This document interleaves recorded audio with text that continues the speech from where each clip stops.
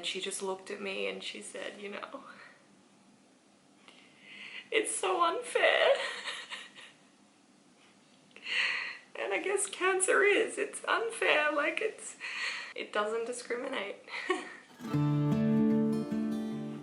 This is so weird. Well, I'm not gonna do my normal intro on this video. This is a video that I never thought I would have to film, let alone at my age. Like, I'm young, I'm only in my 20s. I have been diagnosed with leukemia. That's actually so crazy to me that I'm saying that right now. Like, I've been diagnosed with leukemia. I don't know if that's selfish, that it's like I never thought that this would happen to me at this age, like I'm invincible or something, but it's just not something you think of when you're in your 20s. I wanted to share this with you guys because, you know, having this diagnosis, being online and creating content and doing what I do, my content is obviously going to have to change just a little bit. I still hope to keep bringing you guys, you know, beauty, fashion, and all the things that I love, and comedy, of course. If I can use my platform to raise awareness about leukemia, mental health, how to deal with a diagnosis like this. I'm still like figuring it all out for myself, not even gonna lie to you. You guys are kind of watching me go through this in real time, but if I can do one thing, and that's, you know, just share a part of my journey that helps another person, then my diagnosis has not been in vain. Bear with me, and sorry if this video is a little bit jumpy as well. I've got nurses like constantly coming in and out, so I literally just had a nurse come in and take me off my drip, so I'm free for a couple of hours, which is good, before I start my next treatment. I also want to talk a little bit in this video as well about my symptoms, because if I can share my symptoms with you guys and potentially encourage someone to go get checked by the doctor, it could very well save a life, or, you know, prevent a catastrophic circumstance had their condition have been left and not looked at sooner. So I recently took a trip overseas to LA, and I was there with my boyfriend, and we flew over there, everything was fine. And when we got off the plane and got back to the Airbnb, that was when I noticed something was wrong. I was covered in rashes, as well as that I had really heavy bruising on my feet. My feet were like black with bruises, and I'm not talking like little bruises, I'm talking like the whole front of my feet were bruised, my ankles. It literally looked like I had dropped something on my feet, and these bruises were from nowhere. Like, I hadn't knocked my feet, I hadn't banged my feet on anything, I hadn't dropped anything on my feet. They were just, my feet were swollen and bruised. I just thought, oh, okay, you know, maybe it's the long haul flight. My legs tend to swell up on flights, so maybe it's just a bit of swelling from the flight. Now, when I do travel to LA, I tend to get rashes anyway, just because the water quality is so different to Australia. So I kind of just like put that off as, oh, it's just a rash from the water, different environment, like it's nothing major. My bad. So anyway, so I had these bruises on my feet, and over the next few days, more and more bruises started to appear on different parts of my legs. And I'm talking again, really big, dark bruises. Again, I was going to, you know, many events, meetings over there, so I wasn't really at the time, I guess, paying as much attention to it as I should have been, and I was just covering a lot of the bruises up with foundation while I was there, because obviously I had a lot of events. I was shooting like outfits. So then in week 2, the bruises that I had on my legs were starting to heal a bit, but I was then getting more bruises pop up on my legs as well. I did fall over quite a few times when I was in LA, and I'm a clumsy person. But on this trip, I kept saying, like, I'm really clumsy this trip. I keep falling over, like I keep losing my balance. I even smashed my laptop while I was in LA, which I've never done before. Like, I've never just dropped my laptop off my lap. I'm clumsy, but not that clumsy. I do remember as well just feeling like an overall general feeling of unwell the first couple of days that I was in LA, and again I just attributed that to being a bit tired, getting off a flight, being exhausted. I also did experience a few occasions where I was nauseous and wanted to throw up my food. As well as that, there was like 3 occasions where I had like dizzy spells. Again, I was just like, oh, I need to have more water. Like, these are all signs that, you know, I eventually listened to, but I could have picked up a lot sooner had I have like really paid attention. And it was in the final few days where bruises just started to appear more and more and in really weird places. I was starting to get bruises all over my wrists. I was starting to get more bruises on my legs. I ended up getting a small bruise on my chest. I had bruising on my back, and at the same time I was also starting to break out in really bad rashes again, just all over my body. And I remember as well, towards the end of the trip, I was at an event with my boyfriend. We were there for 45 minutes and I was falling asleep. Like, I was like, can we sit down? I'm so tired, I've just got no energy. And he was like, do you want to go home? And me being the stubborn person that I am, I'm like, no, I got dressed up and done up and I'm not gonna go home, and we're gonna have fun and we're gonna stay. And I remember staying until my friend got there, and then she was there for half an hour, and I just did not have the energy to stay. Like, I was like, I have to go home. Like, I can't even stay awake anymore.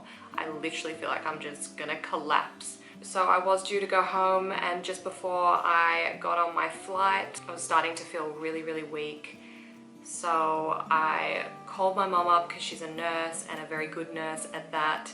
Instantly, she booked me an appointment with the doctor to get my bloods done the second I landed home. I remember I just came home, landed, unpacked, had a couple of hours before my appointment, went to the doctor, went and got my bloods done, and yeah, the results came back the next day. They were meant to come back in like days. I remember when I got the call to go back to the doctors the next day, urgently, I was absolutely hysterical before I got there. Like, I was calling my mom and I was like, oh my god, like, I've got leukemia, like, I'm so worried, like, I'm like panicking, it's got to be something bad. Like, I've never been called in urgently before. The doctors never said to me, like, you know, we're gonna stay back for you. Like, that was just, at that point, I feel like I knew, like, I just knew. And then from there, went straight to emergency and went through like all of the... At this point, I had been told that there was a 50-50% chance that it was leukemia. I went home, quickly got a shower. My mom took me to emergency. My sister came too. I was so panicked. I was crying. Like, I knew it. Like, I just knew what it was gonna be. So from that point on, it was just blood test after blood test. And as each round of tests came back, the percentage of what they kind of knew it was getting higher. So it was like, okay, we're 95% sure now that this is leukemia. Okay, we're like 98% sure now. The next day I had like a bone marrow biopsy where they take out bone marrow. And then, yeah, at that point, like, I got confirmation the next day. And I just...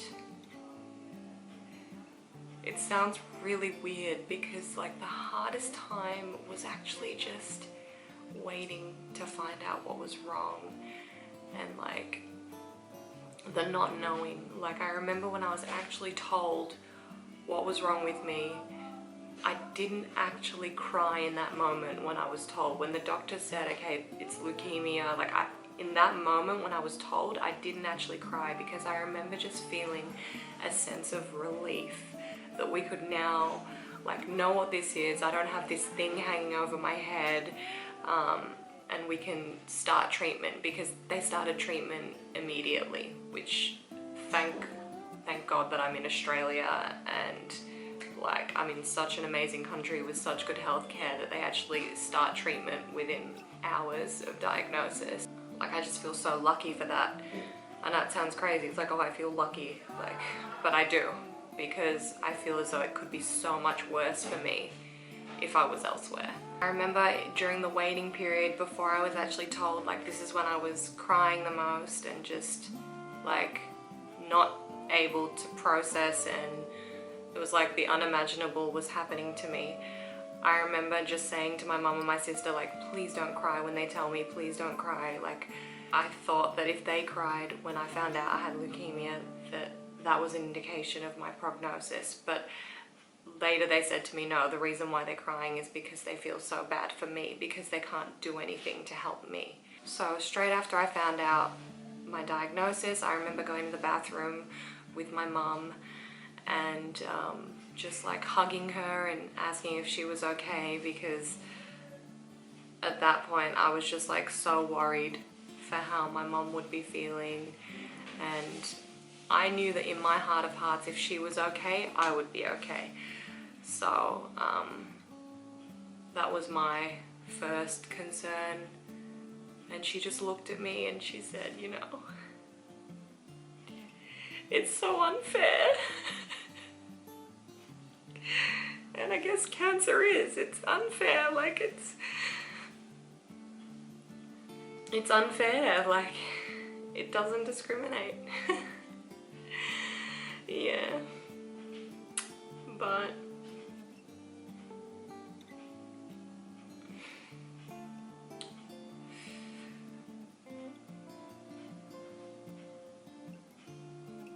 life is unfair. I'm an ugly crier, I'm sorry guys. Told myself I wasn't gonna cry much in this video, so